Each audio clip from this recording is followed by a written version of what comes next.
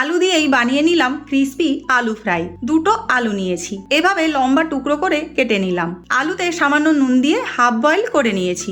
এমন ভাবে সেদ্ধ করতে হবে যেন আলু ভেঙে না যায়। দিয়ে দিচ্ছি সামান্য নুন, অল্প গোলমরিচ গুঁড়ো আর অল্প সয়া সস। হালকা হাতে মিশিয়ে নিলাম।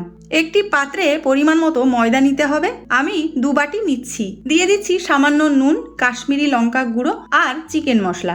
এর পরিবর্তে গরম মশলা নিতে পারো। আর সামান্য গোলমরিচ গুঁড়ো দিয়ে ভালো করে মিশিয়ে নিচ্ছি। এভাবে দেখো জল ছিটিয়ে ছিটিয়ে দিচ্ছি। প্রথমে আলু ভিজিয়ে নেব জলে, তারপর ময়দা মাখিয়ে নিচ্ছি। এটা আবারও কিন্তু করতে হবে। 2 বার কিন্তু জলে ডুবিয়ে আবারও ময়দা কোটিং করে নিতে হবে। কড়াইতে তেল গরম করে মিডিয়াম আঁচে একটা একটা করে ছেড়ে দিচ্ছি। উল্টে পাল্টে খুব সাবধানে কিন্তু একদম কম আঁচে এগুলো ভেজে নিতে হবে। শেষে পেরি পেরি মশলা ছড়িয়ে নিলেই একদম পারফেক্ট আলু ফ্রাই রেডি। রেসিপি কেমন লেগেছে কমেন্টে কিন্তু অবশ্যই জানিও।